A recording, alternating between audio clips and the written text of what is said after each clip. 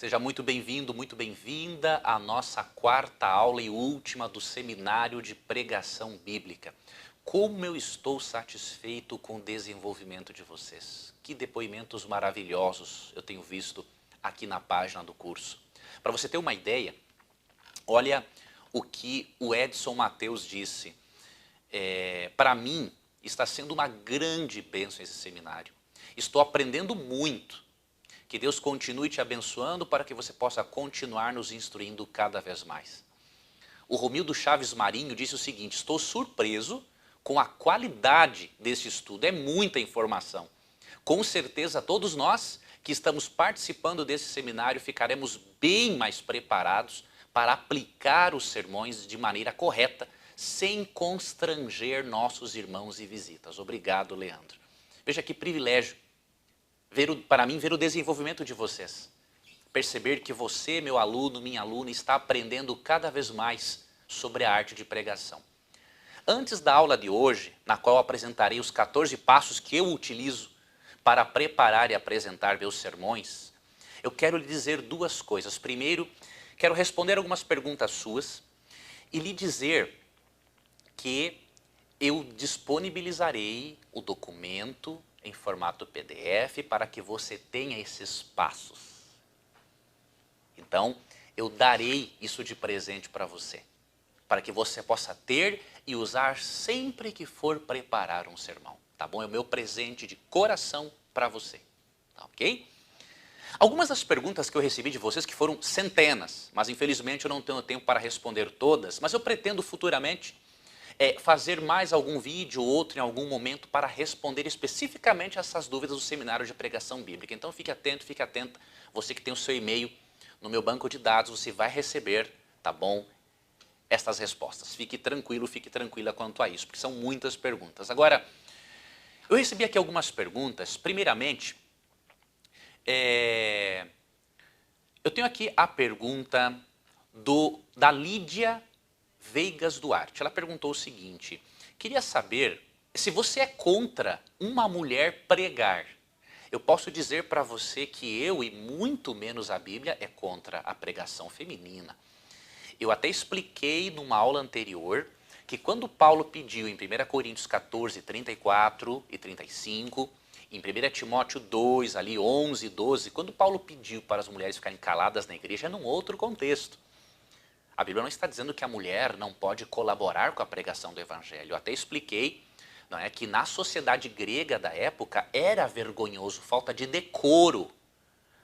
A mulher era vista como uma prostituta cultual se ela cortasse o cabelo e fosse uma mulher que falasse em público. Então Paulo não queria que as irmãs entrassem em choque com a cultura, porque obviamente criaria uma barreira evangelística. Agora, que a Bíblia é a favor do ministério da mulher, não há dúvidas disso. Veja, por exemplo, aqui um texto bíblico que eu vou ler para você, que se encontra... Eu vou ler dois textos apenas. Um deles é no Novo Testamento e o outro, obviamente, no Antigo Testamento. Vamos começar pelo Antigo Testamento. Em Juízes, capítulo 4, verso 4, você lê, né, o seguinte, ó: Débora, uma profetisa, mulher de Lapidote, liderava Israel naquela época. Ela se sentava debaixo da tamareira de Débora, entre Ramá e Betel, nos montes de Efraim, e os israelitas a procuravam para que ela decidisse as suas questões. Débora era profetisa e juíza. Então, a Bíblia é contra a mulher falar em público? É óbvio que não. Num contexto específico, Paulo deu aquela orientação a Timóteo e aos coríntios. Mas não é um princípio de ordem universal, como é o princípio de Juízes 4, 4 e 5. De que a mulher tem sim um ministério a ser desenvolvido. Homens e mulheres são chamados por Deus para a pregação do evangelho. E quando você vai para Atos 21, 8 e 9, ali diz, não é, que Filipe tinha 4 filhas donzelas. E elas profetizavam. Como que se profetiza? Em público.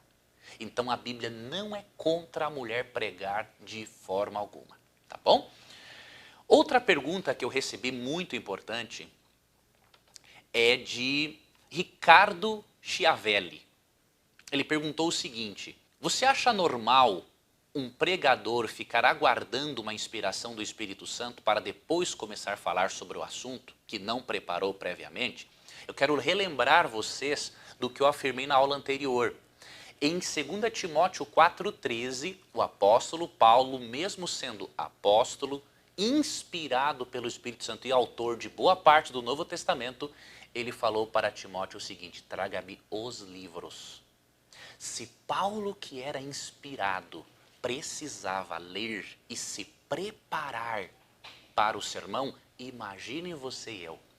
Então o Espírito Santo nos ilumina, nos ajuda a recordarmos de tudo aquilo que nós estudamos e daquilo que é importante no nosso estudo. Agora, ele não fará um papel que é nosso, que é estudar, que é preparar. Não é? Em Deuteronômio 17:19, os cristãos, na verdade os israelitas, mas aplicando a nós cristãos, eram convidados a ler a palavra de Deus todos os dias. Então, é importantíssimo o preparo. Esperar só por uma inspiração do Espírito Santo não é apoiado pela Bíblia. Isso faz parte de uma posição extremista e que nenhum pregador cristão deve adotar. Se Paulo, que era inspirado, precisava de livros, nós precisamos muito mais. Tá bom? E uma outra pessoa manifestou aqui uma dúvida, não é? A Vitória Maciel.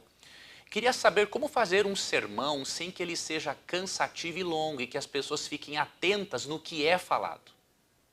Veja, não é difícil. Os 14 passos que eu vou apresentar nesta aula lhe ajudarão muito. Mas antes, eu quero lhe dizer uma outra coisa. Em primeiro lugar, considere a questão de tempo. É óbvio, tem exceções e o Espírito Santo pode dizer para você pregar mais tempo. O Espírito pode dizer para você pregar 1 hora ou mais, eu não sei, isso é ele quem vai fazer. Mas, em média, um sermão que fica entre 25 e 35 minutos está muito bom. Porque após esse período de 35 minutos, a mente já começa a divagar. Ela já não fica presa. Não fica atenta àquilo que está sendo apresentado quando é só falado. Quando há um recurso audiovisual, não é? Alguns slides, isso ajuda mais, mas não é o mais importante. Tá? O mais importante é o conteúdo, obviamente. Mas se você tem algo para ilustrar ao longo do sermão, e eu vou ensinar sobre isso, com certeza o tempo poderá aumentar um pouquinho. Mas entre 25 e 35 minutos está de bom tamanho. E uma das coisas que ajuda muito a manter a atenção das pessoas é o seguinte: elas têm que ver que o texto bíblico é relevante para elas. Então é por isso que num dos passos do preparo do sermão que eu vou apresentar para você, é fundamental que você seja familiarizada com as necessidades das pessoas. Não é? E quando você está familiarizada com as necessidades das pessoas, você vai tornar a mensagem mais relevante para elas. E aí isso vai prender a atenção. Porque você vai estar falando no sermão de algo que realmente tem a ver com o que ela está passando, que pode impactar e transformar a vida dela positivamente. Então essas são algumas das dicas que eu dou para você, Vitória Maciel e outros amigos que fizeram essa mesma pergunta. Essas são as dicas que eu dou para vocês tornarem o sermão cada vez mais atraente, né? Inspirador, para que as pessoas possam realmente prestar atenção até o final. Vamos então para a nossa aula. 14 passos para você preparar o seu sermão. Eu repito, eu vou deixar este documento, tá, em formato PDF e darei a você de presente. Tá? É uma forma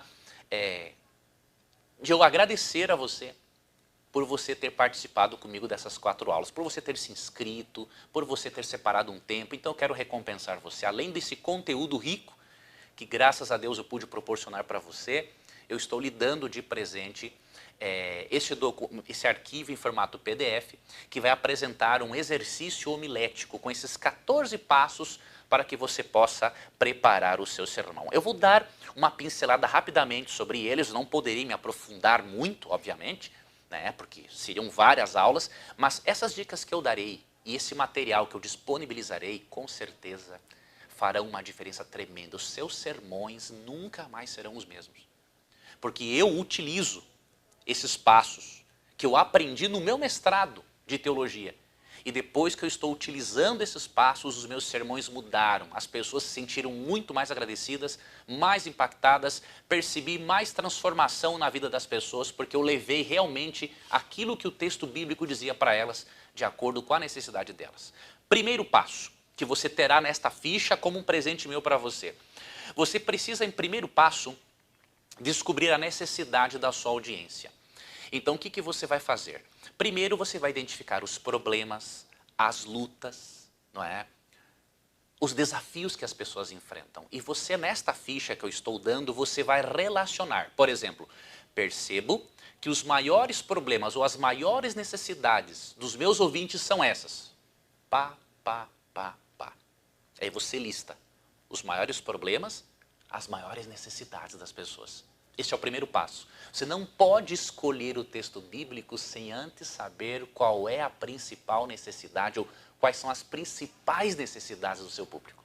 Então esse é o primeiro passo. É importante que você siga esses passos bem na ordem que eu estou apresentando, porque de cada passo depende o outro. Tá bom?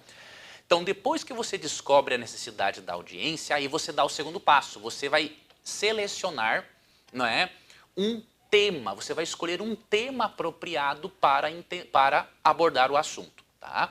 Então você vai determinar o tema tendo como base as lutas e as dificuldades do seu público. E aí você vai escrever. Depois que você relacionou as dificuldades, os problemas, as lutas das pessoas, você vai selecionar o tema. Por exemplo, o meu tema é família. Se a maior parte dos problemas são familiares, o tema é família. Se a maior parte dos problemas do seu público tem a ver com relacionamento, então você pode também colocar família ou / relacionamento.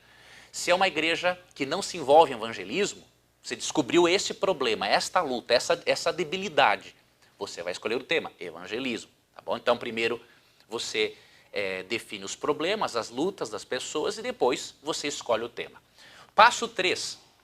Você vai ter que escrever qual é o propósito específico do sermão. O que é o propósito específico? Você vai responder uma pergunta para você mesmo. O que eu quero conseguir com esse sermão? O que eu quero que as pessoas façam a partir desse sermão? É importante que você escreva esse propósito específico, porque ele vai ajudar você a nortear-se ao longo da produção do sermão. Tá? Passo 4, você vai escolher o texto bíblico. Depois que você conhece as lutas, problemas e dificuldades das pessoas, você escolheu o tema, você escreveu o propósito específico do sermão, agora você vai escolher o trecho bíblico que atenda a essa necessidade. Recomendo que esse trecho seja por perícope. Pode ser por versículo também, mas por perícope, ou seja, por bloco de assunto. Por exemplo, para você entender Mateus 6, você tem que ler Mateus 5, 6 e 7, porque o Sermão do Monte envolve os 3 capítulos, não apenas o capítulo 6. Então isso que é delimitar a perícope, é o início e o fim, é um bloco de ideias, onde inicia e onde terminam as ideias. Então quando você delimita por perícope, ou por livro bíblico, ou por carta, você vai trazer uma mensagem mais ampla, mais rica, que realmente atenda às necessidades do seu público. Passo 5, você vai fazer a análise do texto. Isso é muito importante. Como é que você faz a análise do texto? Primeiro, você tem que responder algumas perguntas. Quem escreveu, ou quem fala, ou quem disse o que disse no texto? A quem escreveu? O que a pessoa disse, não é? Por que disse? Quando disse? Onde disse e como disse? Procure essas respostas no momento da leitura. Talvez você tenha que fazer umas 2 ou 3 leituras do texto que você selecionou, da porção que selecionou, para você encontrar essas respostas. E você pode também usar bons comentários bíblicos para lhe ajudar a encontrar tais respostas, tá bom? O quinto passo, a análise do texto. O passo 6 é a divisão do texto. Você agora vai ter que dividir o texto. Seria mais ou menos assim, você vai formar as gavetas do sermão. Tá? Você vai fazer algumas divisões, entre 3, né, e 5 divisões, tá bom? Em 5 partes. E você vai intitular de maneira diferente, mas é bom que você intitule de uma forma lógica. Não é? É importante que você inicie e comece de uma forma parecida. Por exemplo, você está vendo nesta imagem anexa como que eu nomeei o meu sermão, como que eu dividi, na verdade, o meu sermão. E você percebe que eu comecei de forma parecida e terminei de forma parecida, porque isso dá mais coerência para o nosso ouvinte, para a nossa plateia compreender o tema, tá bom? Depois que você divide o sermão, né, você deu o passo 6, você vai para o passo 7. Você vai extrair as lições principais. E aí você, obviamente, vai anotar quais são os principais ensinamentos da porção do texto que você apresentou. Depois disso, você vai dar o passo 8. Você vai elaborar ilustrações que tornem essas verdades compreensíveis. Essas ilustrações você pode tirar do próprio texto bíblico, da sua vida pessoal. Você pode pegar frases, pensamentos, notícias, assuntos do cotidiano e você vai relacionar umas 3 ou 4 ilustrações para você utilizar ao longo da mensagem. Tá bom? As ilustrações ajudam a descansar a mente e a fixar melhor a verdade que você está ensinando.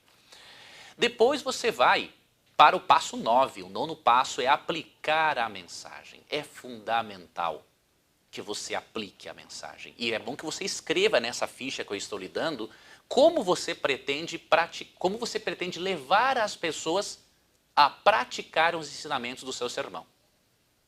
E aí você pode, por exemplo, dizer assim: irmãos ou amigos, o que vocês acham de nós fazermos isso, isso e isso em relação à mensagem de hoje? O que você acha de permitir que o Espírito Santo trabalhe em você para que aconteça isso, isso, isso, isso? E também mostre a relevância daquela mensagem para a vida da pessoa. Ajude ela a aplicar, ajude a pessoa a saber como que ela pode praticar aquilo e ter um impacto muito forte na vida dela. Depois você vai dar o 10º passo, que é redigir a conclusão. Olha, a conclusão é uma das últimas coisas. É só depois que você elabora o sermão que você redige a conclusão. E na conclusão é importante que você coloque uma síntese, uma aplicação e um chamado.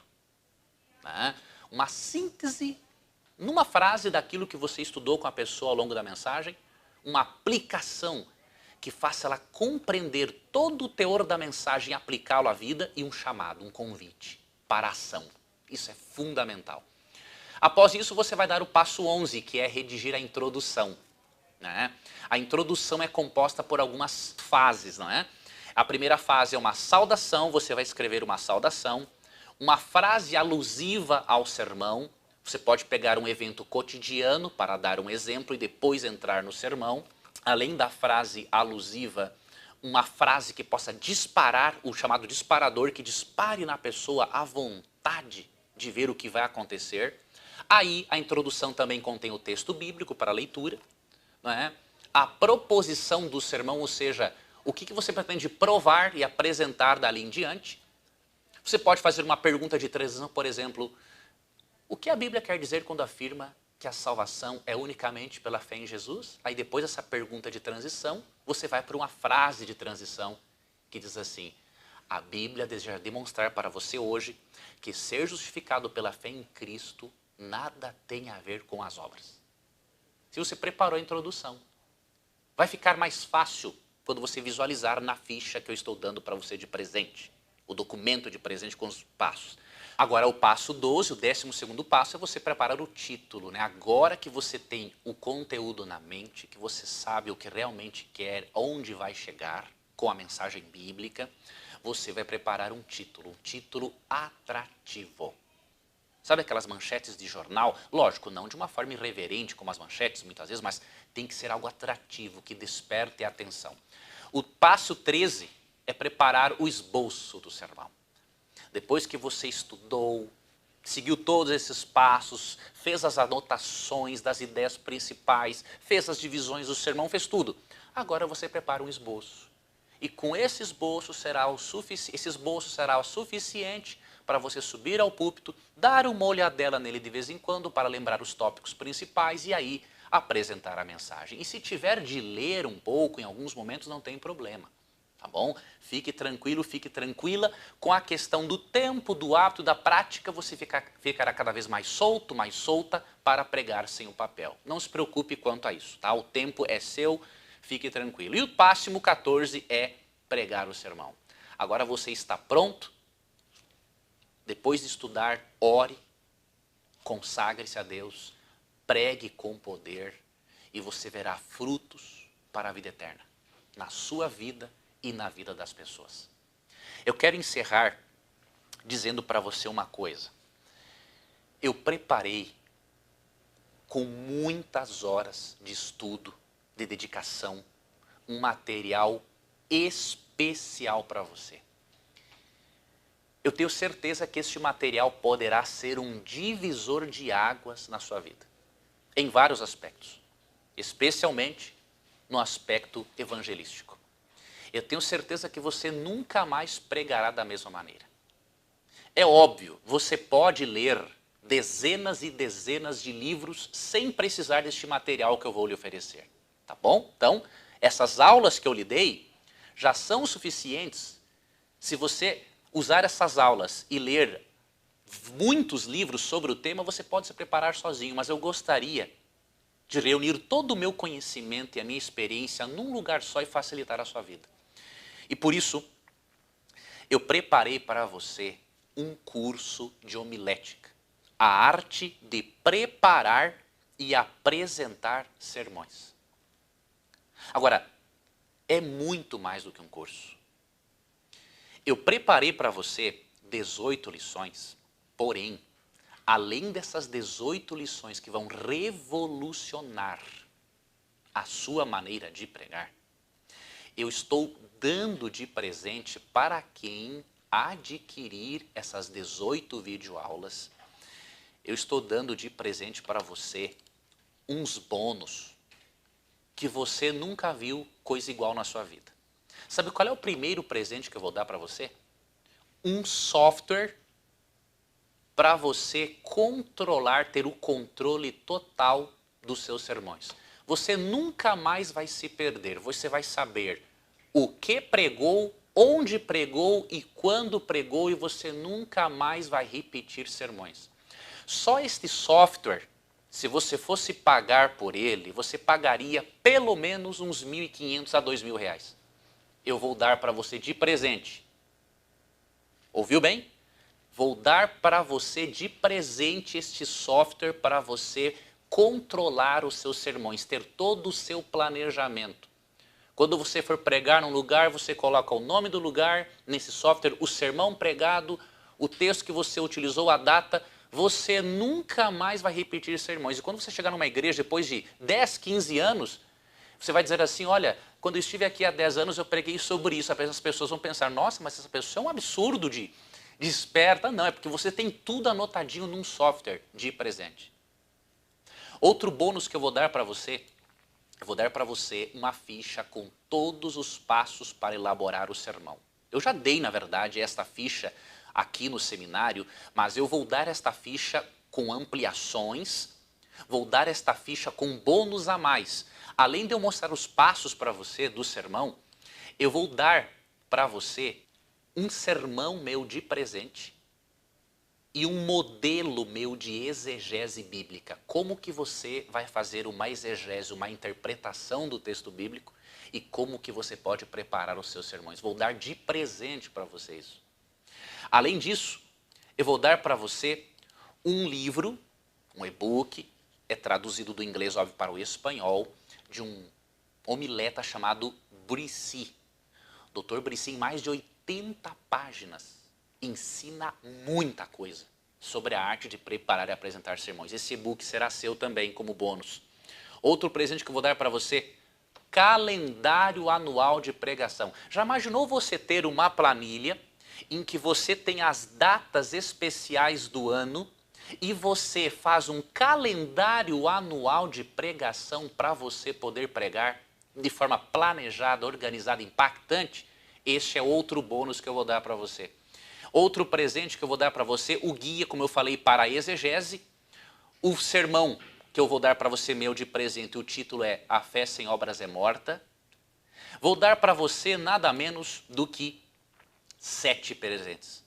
Se você fosse pagar por um deles, você não pagaria menos de R$ 1.500 a R$ 2.000. Eu estou dando 7 bônus para você de presente.